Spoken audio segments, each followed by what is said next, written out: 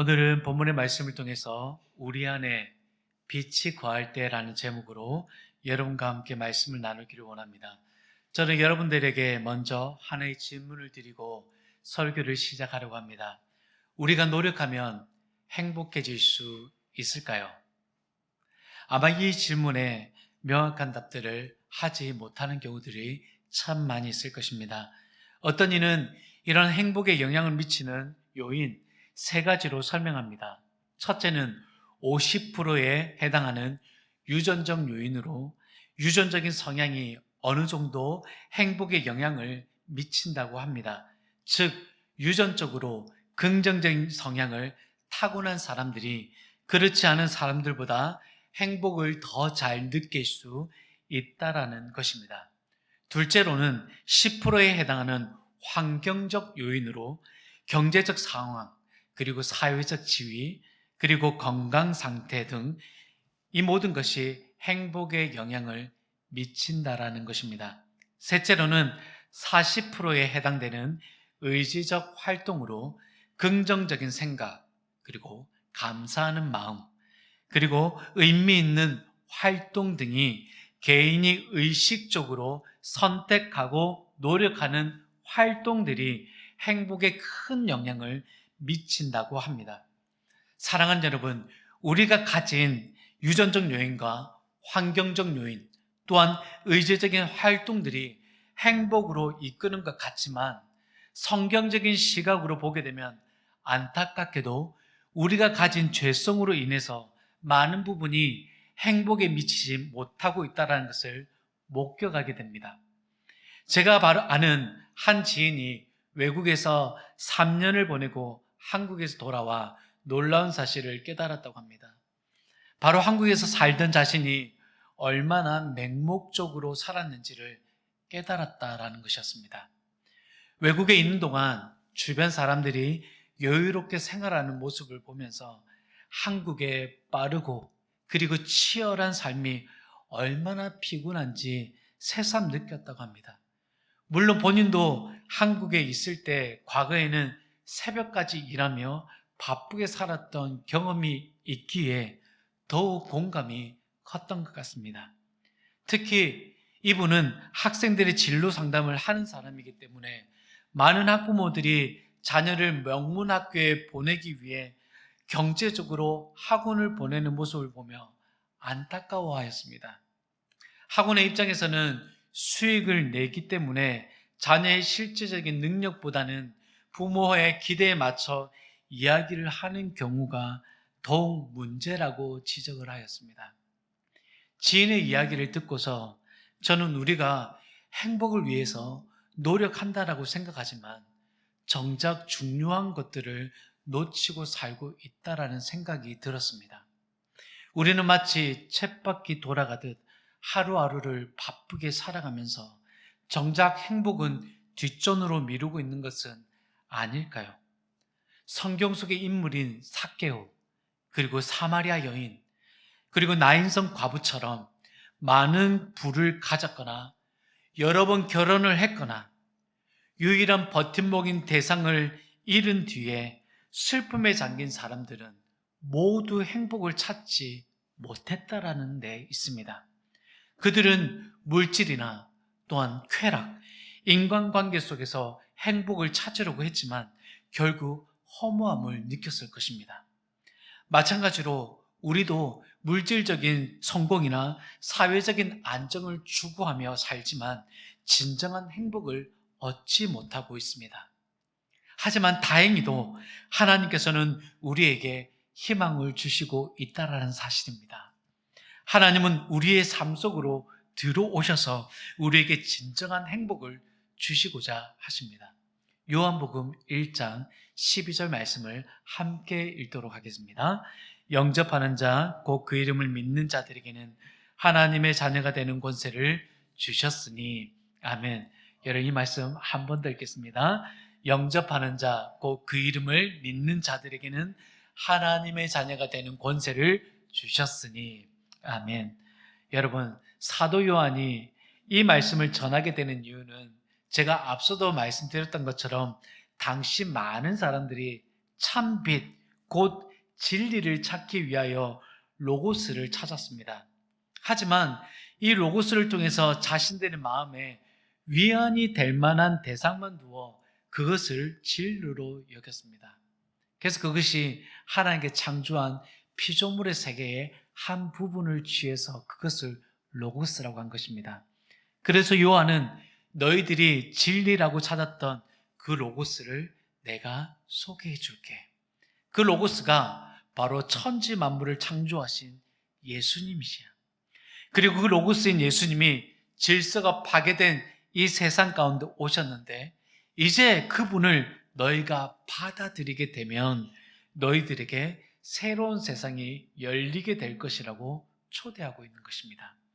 그런데 사람들의 반응이 시원치 않습니다. 받아들이는 이도 있었지만 대다수가 거절하였습니다. 그럼에도 성경은 대다수의 사람들이 거절한다 할지라도 단호하게 선언합니다. 이 땅에 오신 예수님이 창조주가 되시며 구원자로 영접하는 그 모든 사람들은 하나님의 자녀되는 권세를 주셨다고 말씀하고 있습니다. 사도행전 4장에서도 베드로가 성전 미문에서 앉을 때부터 앉은뱅이였던 한 사람을 고친 후에 유대 종교 지도자들로부터 공격을 받게 됩니다. 이 베드로가 이전 같으라면 위축되어 말을 하지 못하겠지만 성령이 충만하여 베드로가 그들 앞에서 선언합니다. 하나님께서 구원받을 만한 다른 이름을 주신 일이 없다며 오직 예수님만이 우리 죄를 사하시고 영생을 주실 분임을 선포하였습니다. 우리 교회가 이번에 새롭게 구상한 전도 물티슈를 주문하였습니다. 여러분 되게 이쁘죠? 여러분 이 물티슈 뒷면에는 복음의 내용이 적혀져 있습니다. 화면에서 보는 것처럼 여러분 제가 한 대지를 읽으면 여러분이 성경 구절을 읽어주시면 되겠습니다. 사람들은 범죄하여 하나님을 떠났습니다. 모든 사람이 죄를 범하였음에 하나님의 영광에 이르지 못하더니 사람들은 구원의 길을 찾아보지만 실패합니다. 다른 이로서는 구원을 받을 수 없나니 천하 사람 중에 구원을 받을 만한 다른 이름을 우리에게 주신 일이 없음이라 하였더라. 오직 예수님만이 유일한 구원의 길입니다. 예수께서 이르시되 내가 곧 길이요 진리요 생명이니 나로 말미암지 않고서는 아버지께로 올 자가 없느니라. 예수님을 자신의 구주로 믿고 영접하십시오. 내가 진실로 너희에게 이르노니 내 말을 듣고 또 나 보내신 이를 믿는 자는 영생을 얻었고 심판에 이르지 아니하느니 사망에서 생명으로 옮겼느니라. 아멘. 사랑하는 여러분, 이 복음의 내용을 믿으십니까? 아멘. 아마도 우리가 이 전도 물티슈를 가지고 사람들에게 전도를 할 때 읽는 사람이 있고 읽지 않는 사람이 있을 것입니다. 하지만 읽는 사람에게 대하여 하나님의 그 거룩한 빛과 요한의 말씀처럼 그 사람들은 하나님의 초대를 받게 될 것입니다. 우리가 그 예수님을 받아들이게 될 때 우리는 행복에 영향을 미치는 세 가지 요소, 유전적인 요소와 환경적인 요소와 의지적인 활동들에 영향을 주어서 우리의 삶이 행복해지는 것입니다. 그런데 우리는 이 복음의 내용을 믿지 못하고 이 세 요소를 통해서 행복을 얻고자 한다면 우리는 오늘 본문 13절의 말씀을 외면하고 있는 것입니다. 13절의 말씀을 함께 읽겠습니다. 이는 혈통으로나 육종으로나 사람의 뜻으로 나지 아니하고 오직 하나님께로부터 난 자들이니라. 아멘. 여러분, 우리의 행복한 요소는 오직 하나님께로부터 난다고 말씀하십니다. 그런데 사람들은 혈통과 육종과 사람의 뜻으로 그것을 이루려고 합니다. 유전적인 요인인 혈통으로, 환경적 요인인 육종으로, 의지적인 활동인 사람의 뜻으로 행복을 누릴 수 없습니다. 그렇다면 오직 은혜로 영접하게 된 이 예수님께서 우리 가운데 어떤 빛으로 거하실까요? 첫 번째는 말씀이 육신이 되어 오셨다는 것입니다. 요한복음 1장 14절 말씀 읽겠습니다. 말씀이 육신이 되어 우리 가운데 거하심에 우리가 그의 영광을 보니 아버지의 독생자의 영광이요 은혜와 진리가 충만하더라. 여러분, 이 말씀이 우리 심령 가운데 임하고자 하는 마음으로 한번 큰 소리로 단호한 목소리로 함께 한 번 더 읽겠습니다. 말씀이 육신이 되어 우리 가운데 거하심에 우리가 그의 영광을 보니 아버지의 독생자의 영광이요 은혜와 진리가 충만하더라. 아멘. 요한은 말씀이 육신인데요, 이 땅에 오신 아버지의 독생자 예수님을 다시 한 번 더 소개하고 있습니다. 사랑하는 여러분, 하나님께서 인간의 모습으로 이 땅에 오신 것은 굉장히 놀랍고 경이로운 사건입니다. 거룩하고 영광스러운 하나님께서 이 썩어지고 더러운 이 세상에 심지어 자신을 부인하는 악한 세력이 가득한 곳에까지 오셨습니다. 이 사실은 예수님께서 얼마나 낮아지셨는지를 우리에게 알려주고 계시는 것입니다. 가만 생각해 보십시오. 저와 여러분이 예수님이 가신 길을 걸어갈 수 있습니까? 죄와 악이 가득한 세상에서 가장 낮고 낮은 자리로 우리 스스로 내려갈 수 있을까요? 우리는 할 수 없을 것입니다. 하지만 예수님은 우리를 위하여 기꺼이 그 길을 가셨습니다.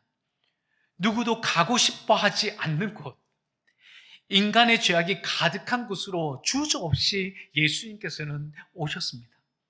예수님의 이러한 섬기심은 그분의 탄생부터 십자가에 이르기까지 놀라운 낮아지심으로 나타나셨습니다. 말구 위에서 태어나셔서 고난과 수치를 감수하시고 십자가를 지셨습니다. 많은 사람들은 이러한 예수님의 낮아지심을 이해하지 못하고 비웃어 버렸습니다. 그리고 그들은 신이라면 왜 하필 인간의 모습으로 오셨을까라고 하여 예수님이 인간의 모습으로 오신 것을 부인하였습니다. 굳이 낮은 신분으로 태어나 고난을 겪어야 했을까라는 의문을 제기할 수도 있습니다. 예수님을 향한 이러한 사람들의 비웃음과 의문은 이렇게 해석할 수도 있습니다. 신이라면 왜 나약한 인간의 모습으로 오셔야만 했는가? 다른 방법으로 오셨다면 우리가 환호하고 외치며 받아들이지 말라고 해도 받아들이지 않겠냐는 것입니다. 신이 얼마나 능력이 없으면 귀족도 아니고 왕도 아닌 하찮은 목수의 아들로 태어났냐라는 것입니다.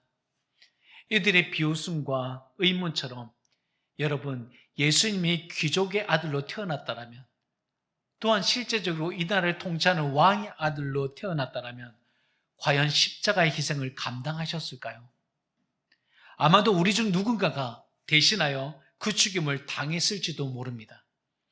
예수님께서 낮은 신분으로 태어나신 것은 여러분 단순한 우연이 아니라 누구도 대신할 수 없는 완전한 희생을 이루시기 위한 계획이었습니다. 주님을 따르던 제자들이 모두 흩어진 사건은 인간의 나약함을 보여주는 하나의 예시이기도 합니다. 구약시대의 사람들은 죄를 지으면 흠없는 짐승을 제물로 바쳐야 했습니다. 마찬가지로 우리의 죄를 대신하여 속죄하실 분은 흠이 없는 완전한 분이어야만 했습니다. 만약 예수님이 귀족이나 왕의 아들로 태어났다면 사람들은 그를 쉽게 죽이려 하지 않았을 것입니다. 왜냐하면 흠이 없는 지도자이기 때문입니다.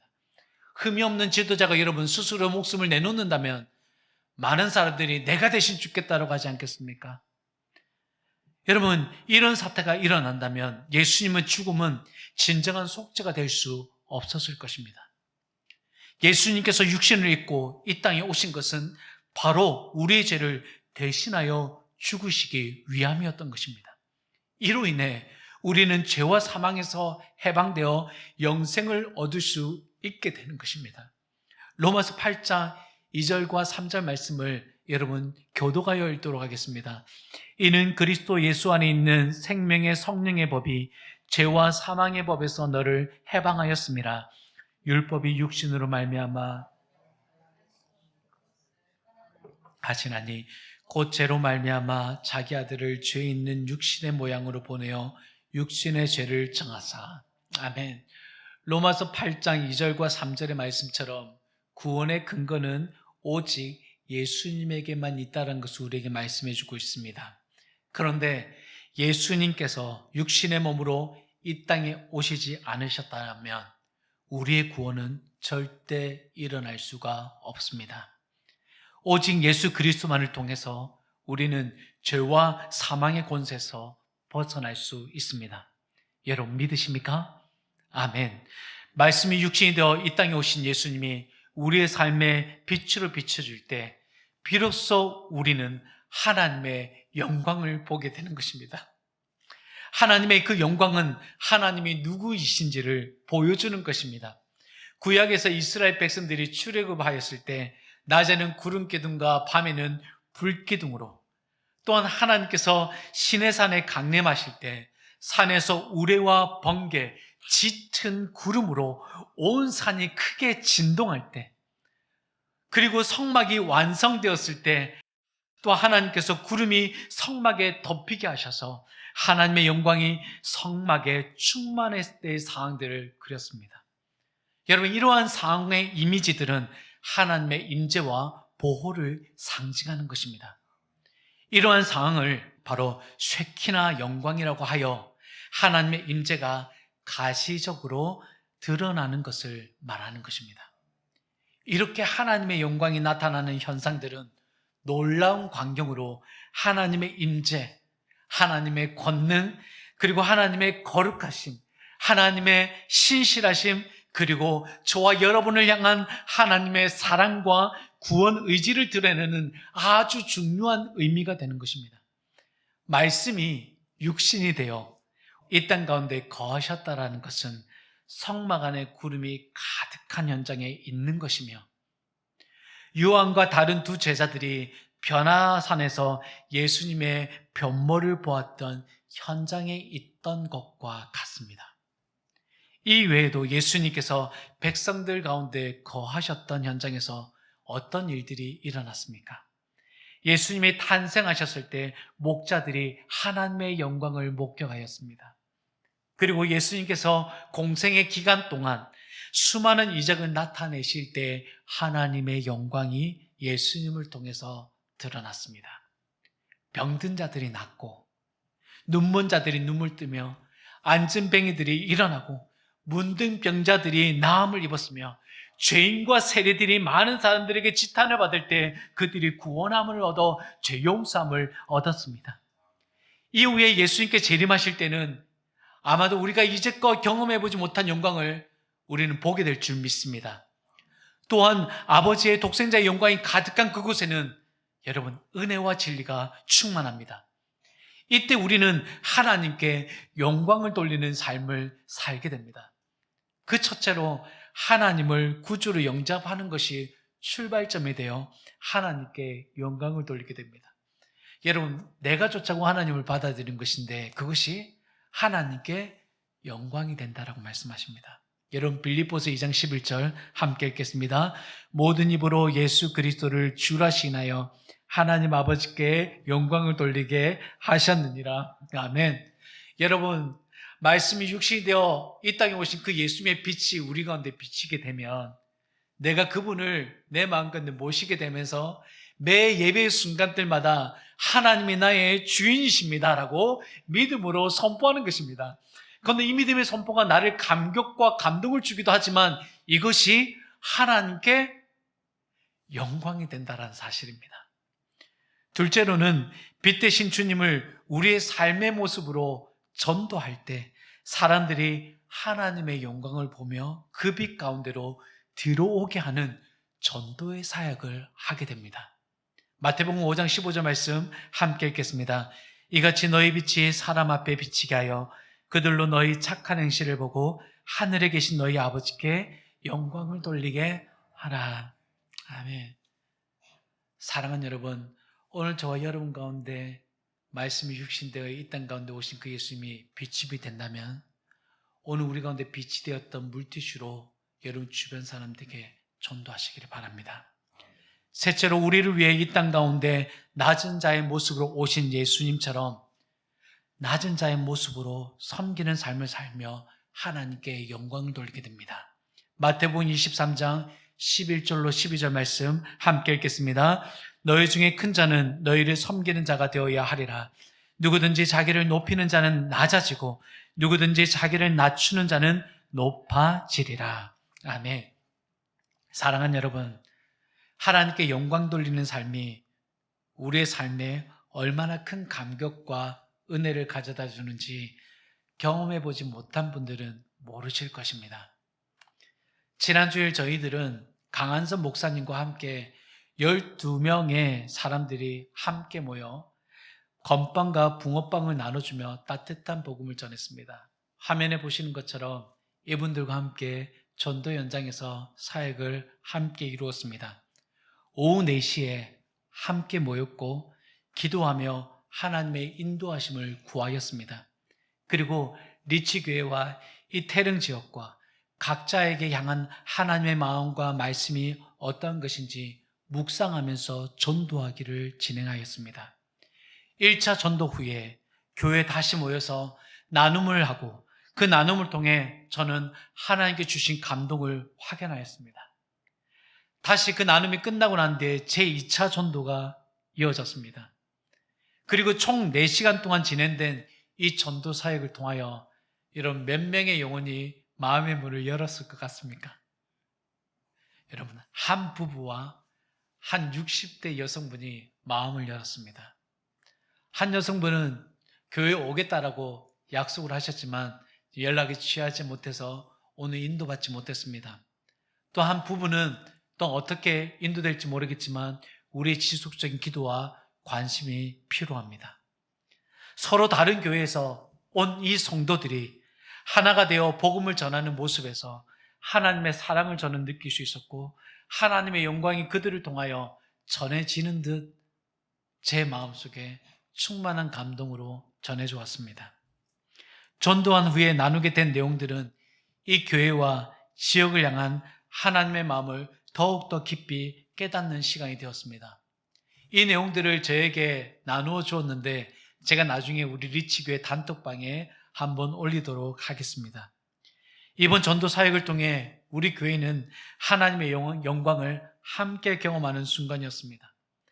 각 팀원 안에서 그리고 그 우리 모두 안에서 하나님의 영광이 빛났던 그 현장을 저는 아주 감격스럽게 지켜보았습니다. 이는 우리가 함께 복음을 전할 때 더욱더 큰 힘을 발휘할 수 있음을 보여주는 하나의 증거였습니다. 사랑하는 여러분, 말씀을 맺겠습니다. 말씀이 육신이 되어 이 땅 가운데 오신 예수 그리스도의 빛이 우리 안에 거할 때 우리는 하나님의 영광을 경험하게 됩니다. 그 영광에 사로잡히게 될 때 우리의 삶에 은혜와 진리가 충만하게 되며 우리는 하나님께 영광을 올려드리는 삶을 살게 됩니다. 그것이 첫 번째로 우리가 그 주님을 주라고 시인하는 것이고, 또한 두 번째는 우리가 전도 사역을 하게 된다는 것이며, 세 번째는 우리가 예수님처럼 낮은 자의 모습으로 섬기게 된다는 것입니다. 웨스터민스터 소요리 문답 1번에 사람이 제일 되는 목적은 하나님을 영화롭게 하는 것과 그를 즐거워하는 것이라고 하였습니다. 그것이 우리의 인생의 행복이라면 오늘 빛 대신 그 예수님께서 우리 삶의 비침이 되어야 되고 우리 안에 거해야 합니다. 그분의 영광을 위해 우리가 함께 모여 기도하고 전도하며 하나님의 사랑을 나눌 때 더욱 풍성한 삶을 살아가는 저와 여러분이 되시기를 주님의 이름으로 축원합니다.